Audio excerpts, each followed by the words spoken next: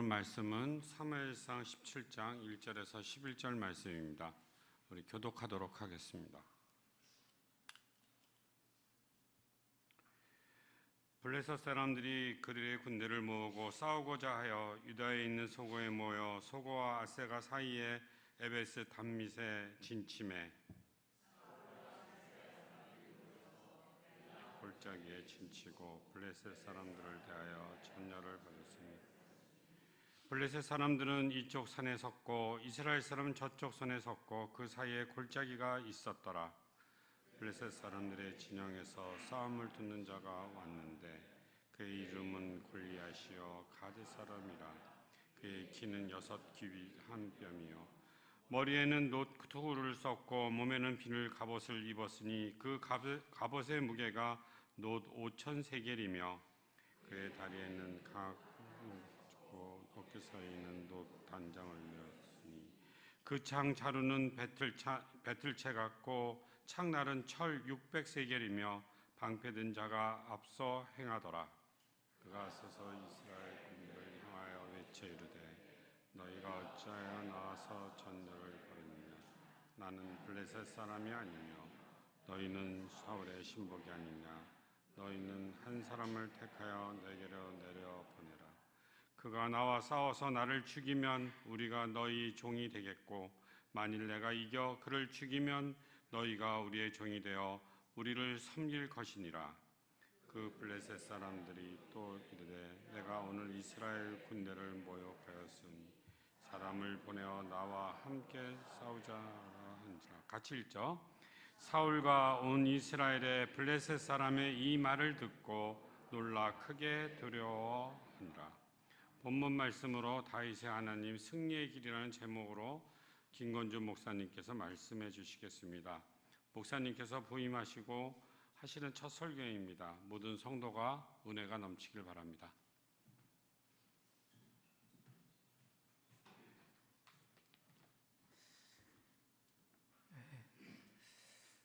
설교를 참 많이 했지만 오늘 설교는 저에게는 좀 그렇습니다. 한 해를 마무리하는 12월에 시작되는 이 순간, 끝을 생각하는 순간에 저희는 새로운 출발을 합니다.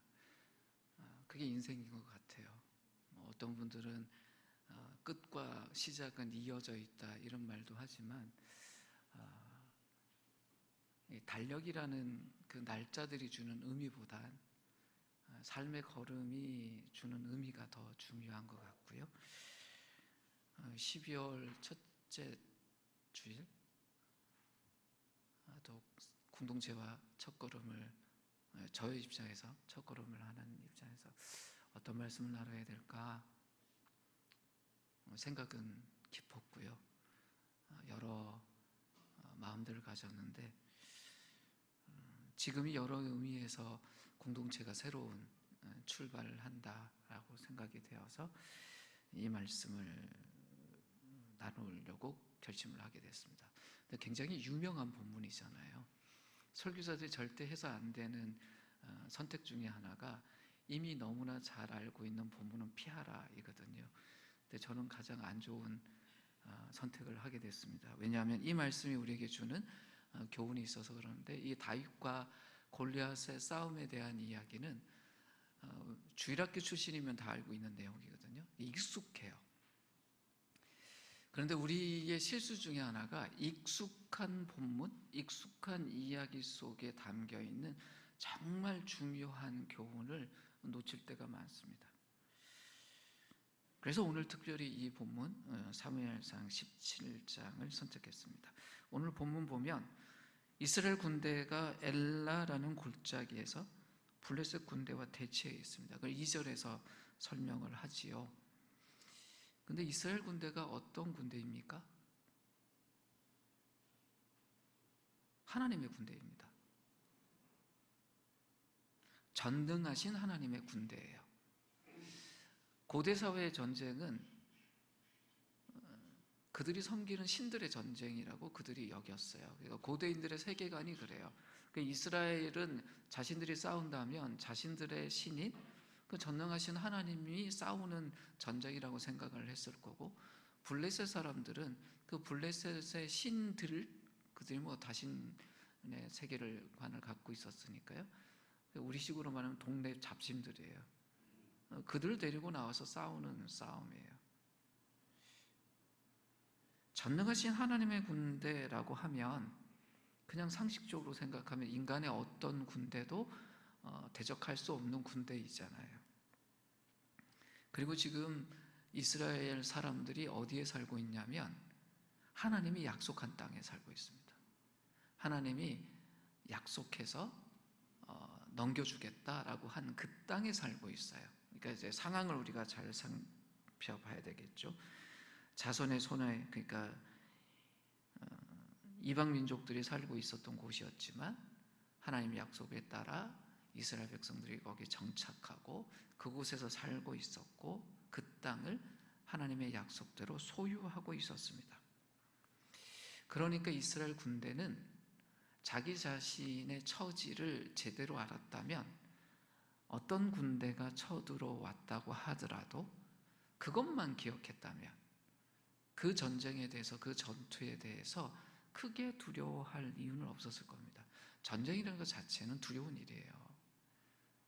왜냐하면 아무리 우리가 강하다고 하더라도 피해볼 수 있는 일이니까 두려움을 가질 수는 있지요. 그러나 아주 큰 두려움, 아무것도 할 수 없을 것 같은 두려움에 사로잡혀야 될 필요는 이 이스라엘 백성들에게는 없었습니다. 그런데 이 사무엘 17장에 드러난 이스라엘 백성들의 모습, 이스라엘 군대의 모습은 이런 이스라엘 군대의 정체성하고 좀 거리가 멀어요. 전투 첫날 거인 용사 골리앗이 이스라엘 군인을 조롱했습니다. 근데 이스라엘 군인들이 이 골리앗의 체구도 보고 무기도 보고 또 쩌렁쩌렁한 그 목소리도 듣고 나서 어떤 일을 하냐면 전쟁터에서 뒤로 물러나갔고요, 천막 속에 숨어버려요. 그러면 40일 동안 나오지 않습니다. 한번 상상을 해보십시오. 전능하신 하나님의 군대가 이스라엘 군대인데 전투하는 첫날에 좀 거인이 나타나서 쩌렁쩌렁한 목소리로 하나님을 모독하고 하나님의 군대를 모욕했어요. 그랬더니 40일 동안 천막에 처박혀서 나오지를 않아요. 이게 어떤 모습입니까? 이해가 되십니까? 이 이스라엘 군대의 반응이 잘못돼도 정말 잘못되어 있습니다. 지금 이 전쟁터에서 벌어지는 모습이 평범한 인간과 거인과의 싸움일까요? 그렇지 않단 말이에요. 약하고 유한한 거인과 하나님의 전능하신 능력의 대결인데, 이스라엘 이 군대는 무슨 생각해요? 평범하고 작은 자기들과 골리앗이라고 말하는 그 엄청난 거인과의 싸움이라고 생각하는 거죠. 그러니 40일 동안이나 어떻게 합니까? 천막에 처박혀서 튀어나오질 않습니다. 만약에 이 이스라엘 백성들이 자신들의 하나님이 어떤 분인지를 더 명확하게 알고 또 자신들이 그 하나님의 백성이라는 것을 명확하게 알았다면 40일 동안이나 그 천막에 박혀서 나오지 않고 숨어 있었을까요? 그러지 않았을 겁니다. 이스라엘 군대가 어땠다는 겁니까? 이스라엘과 함께하는 하나님에 대해서 지금 망각하고 있는 거예요. 자신들과 함께하고 있는 그 하나님의 능력에 대해서 잊어버린 거예요. 만약에 하나님이 그 전쟁터에도 함께 하시고 그 전능하신 하나님의 능력이 자신들을 두르고 있고 함께하고 있다고 생각했다면 그 거인 한 명 때문에 40일이나 천막 속에 처박혀서 끙끙거리고 있었겠냐 한번 생각해 보십시오. 골리앗이요, 이스라엘 군대를 능멸했습니다. 그냥 조롱하는 정도가 아니라 체하게 조롱을 했습니다. 근데 꼴짝이 이쪽 편에 누가 있었냐? 하나님께 속한 하나님의 백성들이 있었는데 그 거인의 기세에 눌려 있었어요. 그 사무엘상 17장을 보면 도무지 이 사람들이 하나님의 백성일까? 라는 마음으로 이 본문을 읽어야 우리가 정상적으로 보는 겁니다. 게다가 거기가 어디냐? 유다 땅이에요. 블레셋 땅이 아니라 유다 땅이에요. 그러니까 우리가 아무리 양보해도 옛날 고대 사람들의 세계관이 어떠냐면 자기들이 사는 땅에는 자기 신이 있다고 생각하거든요.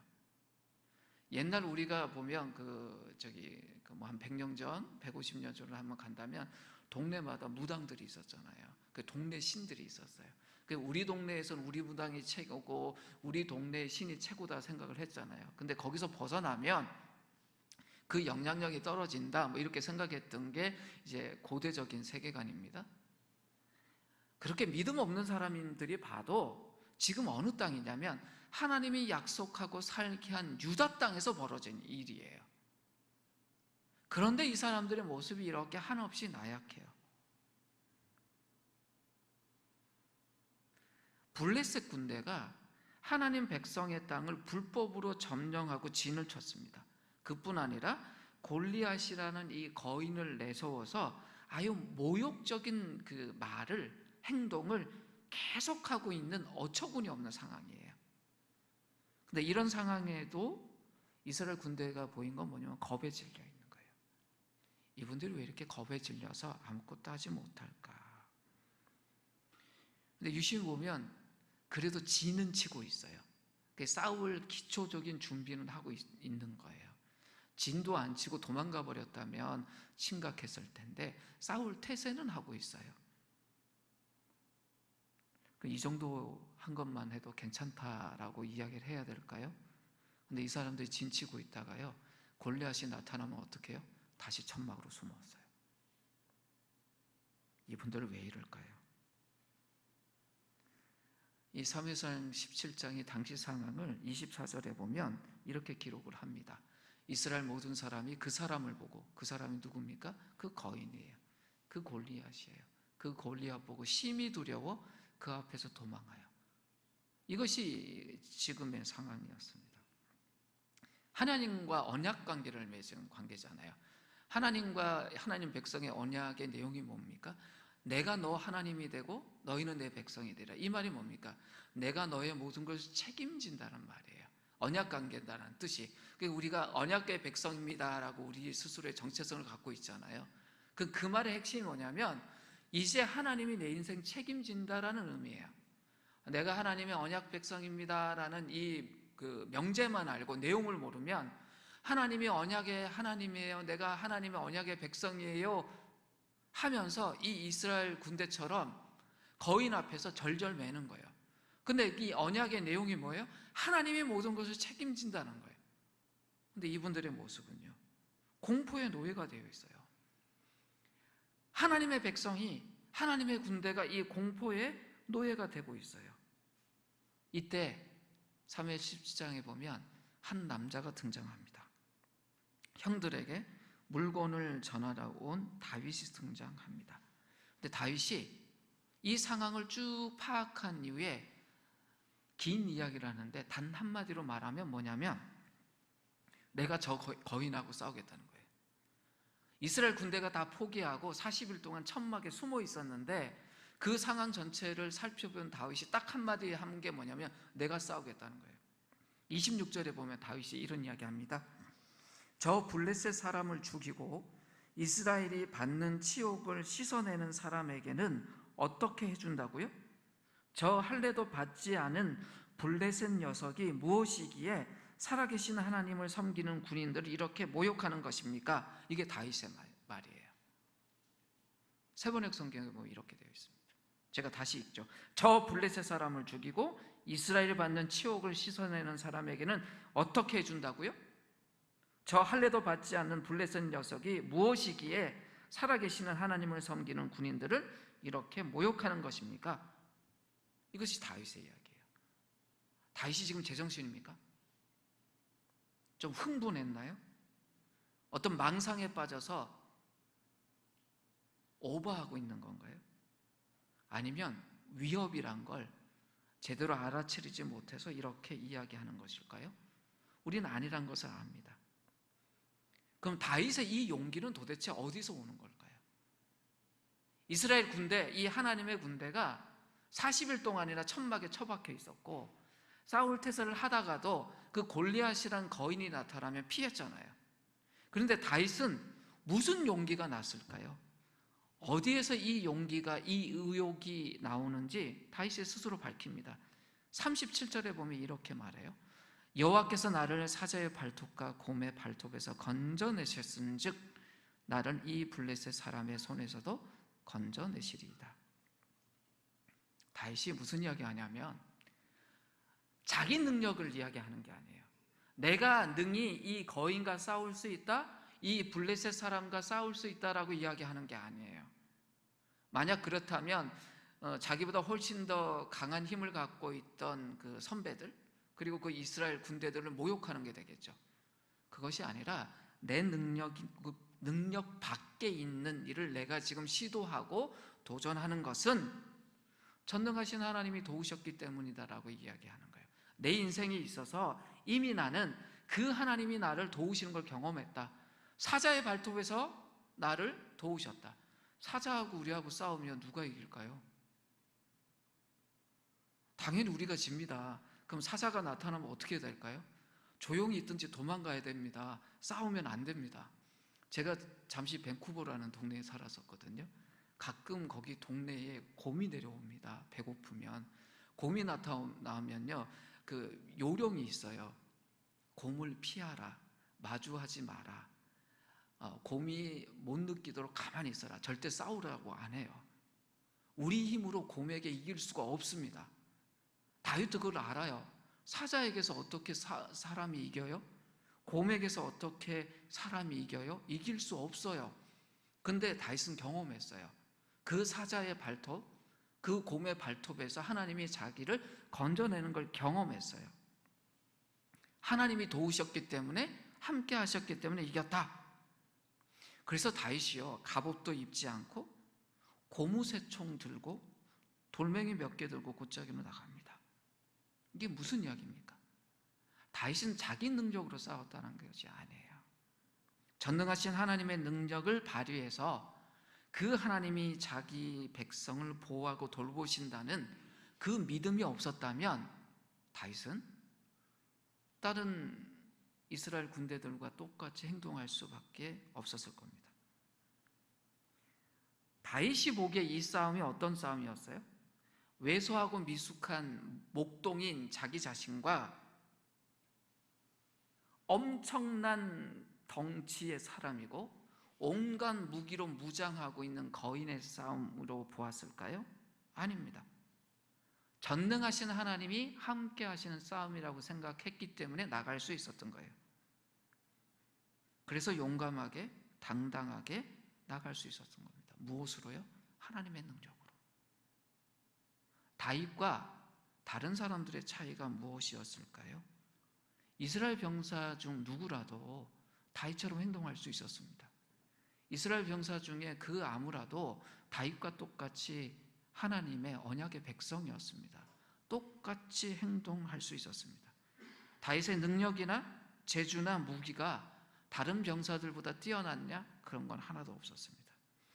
다윗과 다윗이 아닌 이스라엘 백성과의 차이점이 딱 하나 있었습니다. 무엇일까요? 다윗은 하나님을 믿었습니다. 그럼 그곳에 있었던 이스라엘 백성들, 그 이스라엘 군대가 하나님을 안 믿었나요? 말로는 믿었습니다. 입을 열면 자신들이 하나님의 언약 백성이란 것을 자랑하기도 하고요. 서로에게 그 이야기를 나누기도 했겠지요. 실제로 믿었나요? 아니요. 장목석에 숨어 있습니다.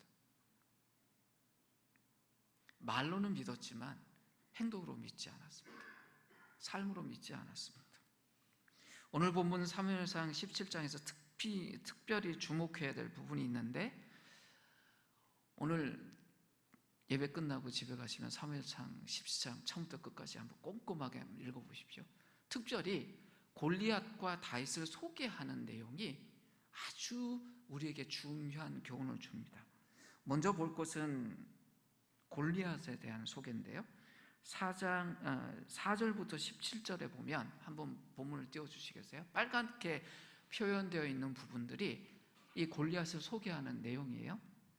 보세요. 키는 6규빗 한 뼘, 갑옷의 무기는 놋 5,000세겔, 창날 무게는 600세겔, 노트고 비닐 갑옷, 녹각반, 이걸로 지금 골리앗을 소개하죠. 이 숫자들이 굉장히 큰 숫자고요. 소개하는 것들이 뭐냐면 남과 싸워서 능히 이길 수 있는 장비들로 소개를 해요. 골리앗은 어떤 거예요? 큰 사람이란 걸 숫자로 알려주고 막강한 무장을 하고 있다는 것을 골리앗으로 소개해요. 이 소개만 봐도 골리앗은 어떤 사람이에요? 거인에게다가 잘 싸울 수 있는 사람이라는 걸 알려줘요. 뭘로 알려줘요? 숫자로 알려줘요. 반면에 다윗을 소개하는 그 내용들은요, 12절에서 18절에 나오는데 처음에 뭐라고 소개합니까? 나이가 많은 늙은 사람의 8째 아들, 막내 아들이라고 소개해요. 숫자가 숫자인데 어때요? 아들은 아들인데 나이 많은 늙은 사람의 막내 아들이다. 표현하는 게 굉장히 어때요? 쑥 내려가요. 그리고 어떤 사람을 소개합니까? 목동이라고 소개되고요. 그리고 소개되는 내용들이 뭐냐면 빵이니 곡식이니 양이니 떡이니 치즈니 이런 걸로 소개돼요. 무기가 하나도 없어요. 이 다 뭐냐면 다른 사람들을 먹일 수 있는 것들에 대한 이야기고 굉장히 약한 존재라는 걸 나타나는데 관계의 이야기를 해요.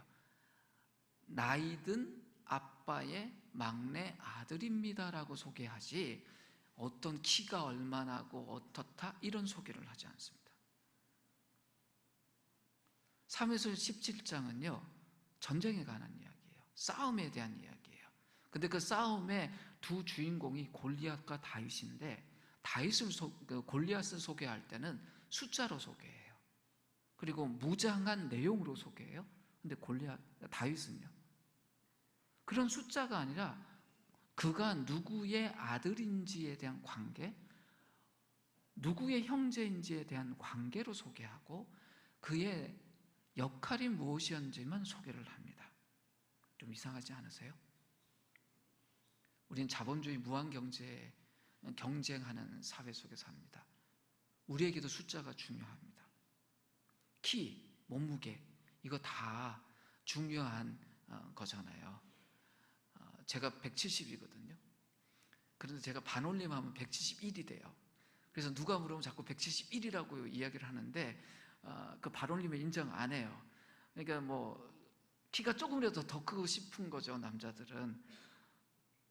그게 우리 사회예요. 몸무게도 그래요. 뭐 몸무게 3자리 되는 분은 어느 날 앞자리가 바뀌어서 99 되면 그걸 자랑하잖아요. 나 3자리 아니다. 여자분들도 그 건강상의 어떤 다이어트 하다가 앞자리가 바뀌면 자랑하잖아요. 살짝 오자가 보여도 나 50kg대야 뭐 이렇게 하고. 이 동네가 이 숫자로 우리를 이렇게 비교해요. 학점도 중요합니다. 토익 점수, 토플 점수도 중요해요. 점수 하나라도 높은 것이 굉장히 중요한 세상에 살고 있습니다. 그것만 그런가요? 연봉도 그렇습니다. 저희 아이들이 다 이제 20대인데요. 좀 지나면 짝꿍들 데려올 거잖아요. 어느 날 상상을 해봤어요. 내가 그 아이의 짝꿍에 대해서 뭘 질문할까? 저도 참 세속적이더라고요. 숫자 몇 개는 물어볼 것 같았어요. 그러니까 사위감 되는 친구를 데려오면 자네 키가 어떻게 되나? 제가 키가 작으니까 컴플렉스가 있잖아요. 그러니까 사위의 키도 물어볼 것 같아요. 그러니까 내가 왜 그런 걸 물어볼까? 뭐 또 연봉은 어떻게 되나? 이런 거 물어볼 것 같더라고요.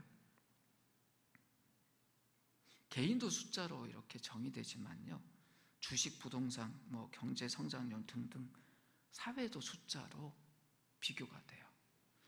어젠가 그 영어 경쟁력, 국가 경쟁력 순위가 발표됐더라고요. 한국이 49위예요.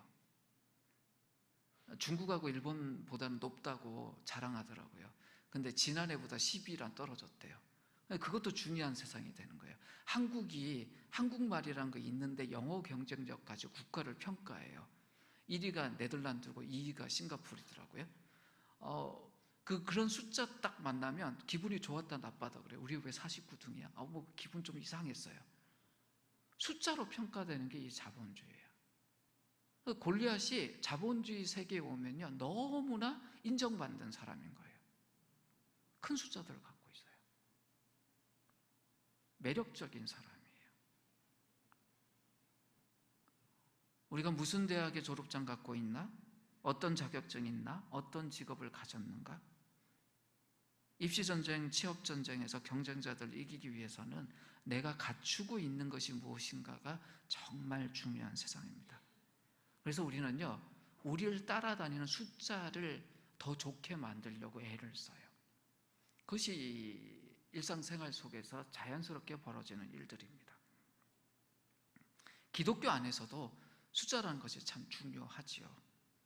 예배에 몇 명이 나왔냐? 그 의미도 중요하지만 그 숫자가 갖는 값도 있어요. 헌금이 얼마나 모였냐? 하나님의 사역도 숫자로 평가될 때가 많습니다. 숫자가 중요하지 않다는 것이 아니라 그렇게 평가될 때가 많다는 것입니다.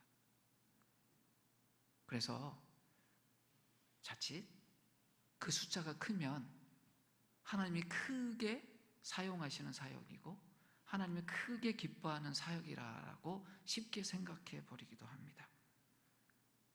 그런데 사무엘상 17장에서는 이 숫자가 보여주는 강함이 아니라 관계를 통해서 보여주는 약함이 오히려 승리한다는 것을 보여줍니다. 다윗은요, 숫자라는 틀로 보면 굉장히 약한 사람이에요. 8째 아들이라고 되어 있지요. 이게 무슨 의미인지 아세요? 아들은 아들인데 아들치고 못 받았다는 겁니다. 이스라엘 백성들에게는 7이라는 숫자가 완전수였잖아요. 그래서 나중에 사무엘이 다윗의 아버지를 찾아가서 아들들을 찾을 때 아들들 좀 와라 그러니까 7명만 찾고 마지막 8째는 밖에서 목동지도 하고 있는데 부르지도 않잖아요. 그 숫자로 보면 다윗은 굉장히 약한 사람이에요. 그것을 사무엘상 17장이 우리에게 의도적으로 보여줍니다. 주님은 우리를 참 사랑하세요. 정말 사랑하세요. 근데 그 강하고 전능하신 분이 기꺼이 우리를 위해서 약한 분이 되셨어요. 그것이 우리와 같은 사람이 되셨다라는 거잖아요. 그리고 낮아지기도 한없이 낮아지셔서 십자가까지 낮아지신 분입니다. 그것을 통해서 승리를 이 땅에 가져오신 분이 우리가 믿는 주님이세요. 인간의 약함을 입은 하나님, 그분이 우리가 믿는 그리스도입니다. 주님에게 있어서 내가 그리스도다라고 나타냈던 자격은 십자가 그것 하나가 유일한 자격이었습니다.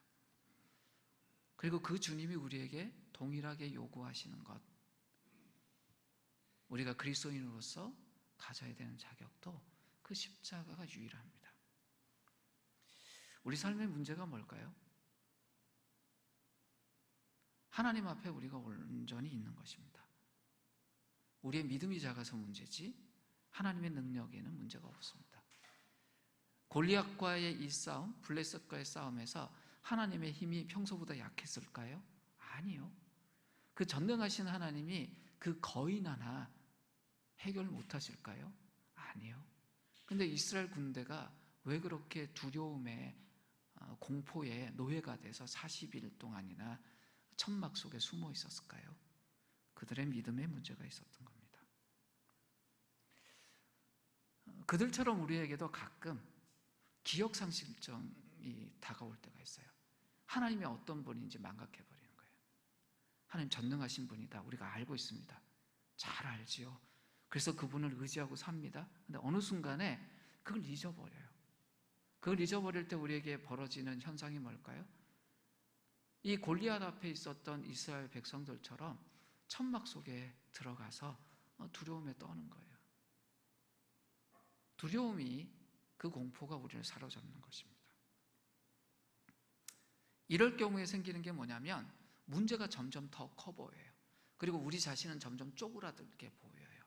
하나님이 어떤 분이신지에 대한 생각, 또 우리가 하나님의 백성이라는 그 정체성이 희미해질 때 벌어지는 현상이 뭐냐면 우리 앞에 있는 문제는 커 보이고 그 문제 앞에 있는 나는 작아지는 거예요. 근데 여쭤볼게요. 우리의 상황이 하나님의 능력보다 더 클 때가 있을까요? 없습니다.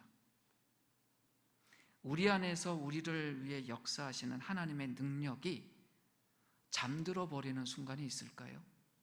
없습니다.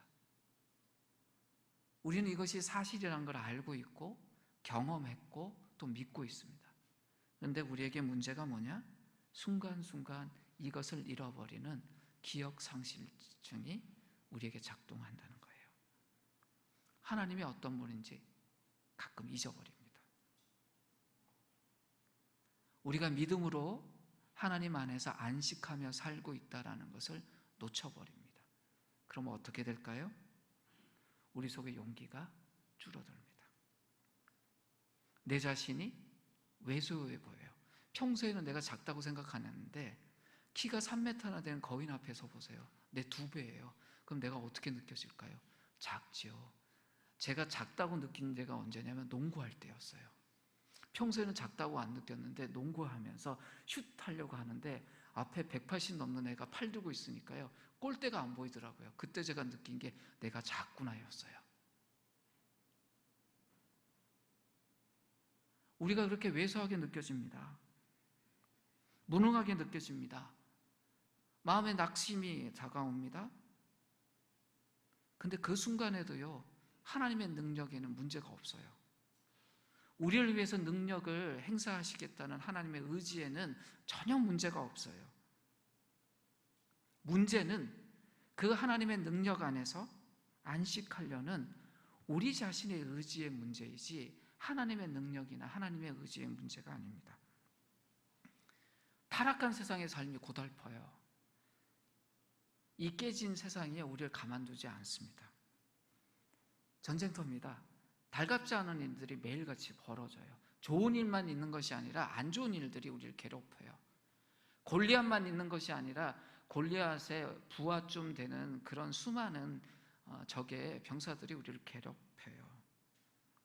우리의 능력이나 우리의 통제권 밖에 있는 일들이 우리에게 매일같이 다가옵니다. 그것이 인생이에요. 그러다 보니까 우리가 그 인생 안에서 문제들을 보게 됩니다. 근데 우리 앞에 삶의 문제들이 다가왔을 때 우리의 시선은 문제가 아니라 해결책을 바라볼 수 있어야 합니다. 우리 앞에 삶의 크고 작은 문제가 다가올 때마다 그건 초대장이에요. 우리의 삶을 자기 능력이라는 안경을 끼고 보라는 뜻이 아니라 전능하신 하나님이라는 안경을 끼고 우리의 삶을 보라는 초대장입니다. 내가 이겨낼 수 있는 정도의 일들을 만날 때는요, 우리의 마음이 그냥 편안해요. 다른 거 걱정 안 해요. 그런데 내가 해결할 수 없는 일을 딱 만나면요, 그때 그 문제가 커 보여요. 근데 그건 하나님이 우리에게 보내는 초대장이에요. 그래, 네 인생 네 능력으로 사는 것이 아니라 나와 함께 사는 것이다 라는 것을 알아라 라고 그 안경 쓰고 인생 바라보라는 초대장입니다. 하나님은 우리를 위해서 우리 안에서 역사하고 계십니다. 그것을 믿고 사는 것이 믿음의 길이에요. 그런데 그것을 잊지 않게 하기 위해서 하나님이 우리에게 삶에 똑똑똑 문을 두드리실 때가 있습니다. 개인에게도 공동체에게도. 소설을 한번 써보죠. 이 어려운 상황 속에 한빛 공동체가 이제 7년째가 돼가잖아요. 처음 시작하고 계획했던 것보다 더 좋게 막 성장하고 막 달려왔다. 그랬으면 어땠을까요? 7년 정도 걸어왔습니다. 아마 승리의 그 감격들과 감동들이 있고 하나님께 늘 찬양할 때마다 감동적인 찬양을 막 올려드렸을 것 같아요. 근데 한켠에 우리가 7년 전에 그 길 걷기 잘했지. 우리가 올바른 선택했잖아. 모든 것을 다 결과가 말해주지 않아? 이런 생각이 동시에 들 수도 있었을 겁니다. 이스라엘 백성들이 그랬어요. 하나님 인도 따라 이 땅에 들어온 거 정말 잘했어. 정말 젖과 꿀이 흐르는 땅이야. 그렇게 살다가 블레셋이라는 이 전쟁을 만났을 때 그들이 어땠어요? 그러면 그 전능하신 하나님의 능력으로 싸워 이겨야지, 이렇게 반응했어야 되는데 거인 하나 보고 쪼그라들어요. 그제서 제 자신의 진짜 모습을 만나요. 그리고 목동이었던 다윗 때문에 이들이 충격을 경험하게 됩니다. 하나님은 우리가 영적으로, 신체적으로, 정신적으로 모든 것을 하나님의 능력에 의탁해서 살아가기를 원하세요. 모든 순간에 우리 자신을 바라볼 때 그 하나님이라는 안경을 쓰고 바라보기를 바라세요. 우리는 하나님의 능력을 믿는다고 고백합니다. 그래서 기도합니다. 근데 그 믿고 기도하고 살 때 정말 그 믿음대로 살아야 합니다. 지금 한빛 공동체에게 또 저에게 필요한 것이 뭘까요? 이 다윗의 믿음이에요. 우리의 상황이 좋지 못하다, 그건요 긴 설명이 필요 없어요. 근데 우리가 그 상황을 바라봐야 될까요? 아니요. 이스라엘 군대는 그 상황을 바라봤어요.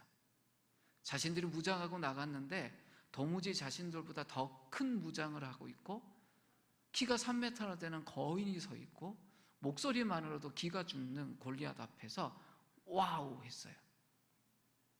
무엇을 바라봐야 될까요? 전능하신 하나님이에요. 우리 자신에게 솔직히 물어봐야 됩니다. 무엇이 나를 두렵게 했는가?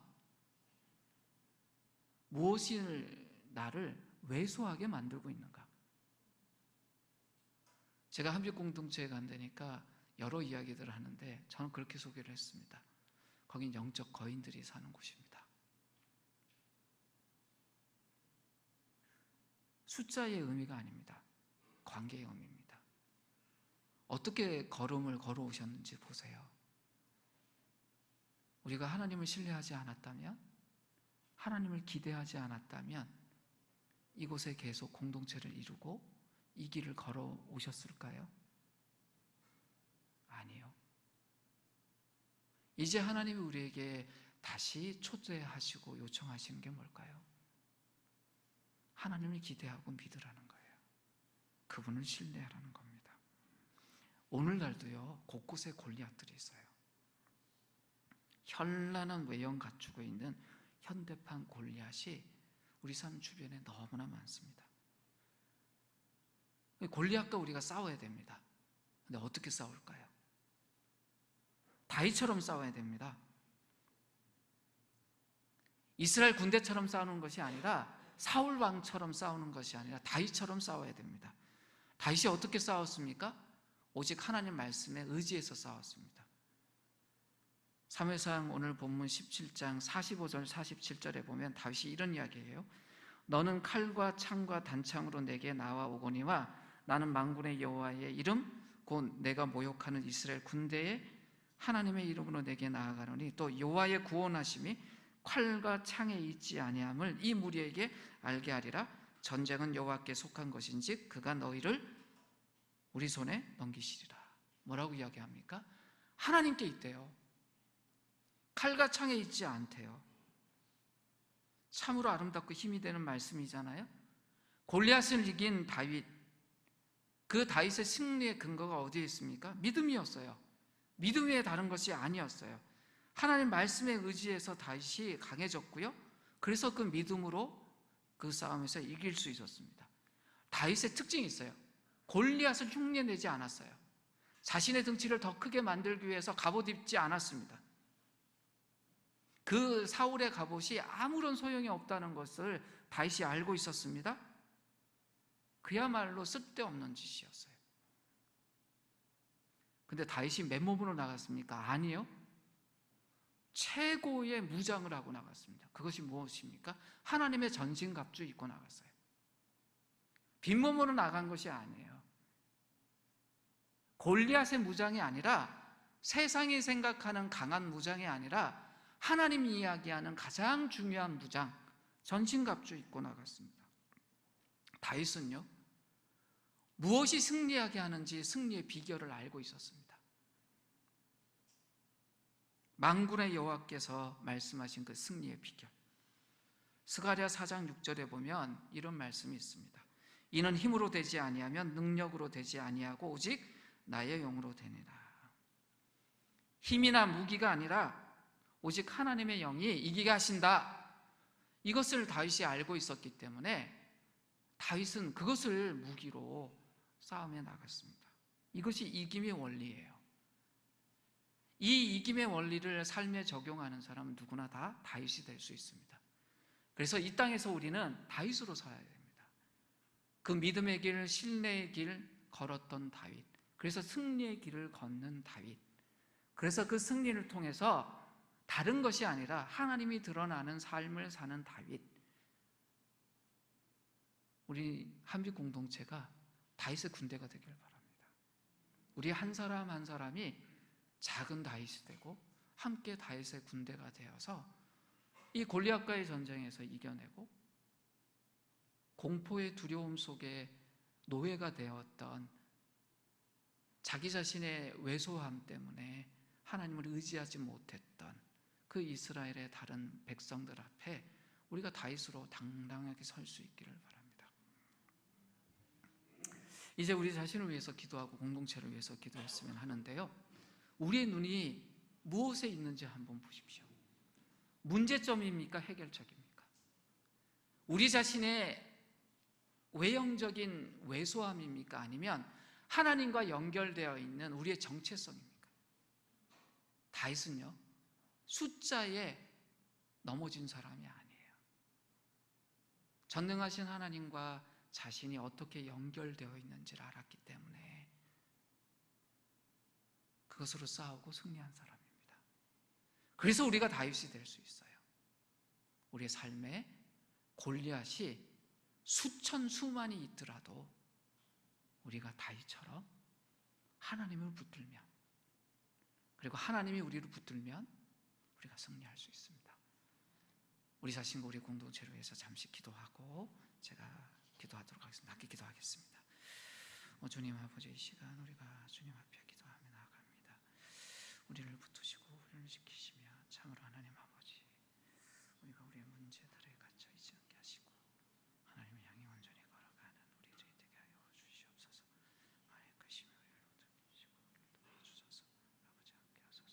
주님 도와주소서. 하나님 아버지, 세상은 우리를 보고 적은 무리라고 말할 수 있습니다. 맞습니다. 우린 적습니다. 우린 작습니다. 그러나 그것이 아무런 문제가 되지 않음을 이 시간 하나님 앞에 감히 우리가 고백합니다. 하나님이 우리의 아버지시고 우리가 하나님의 자녀입니다.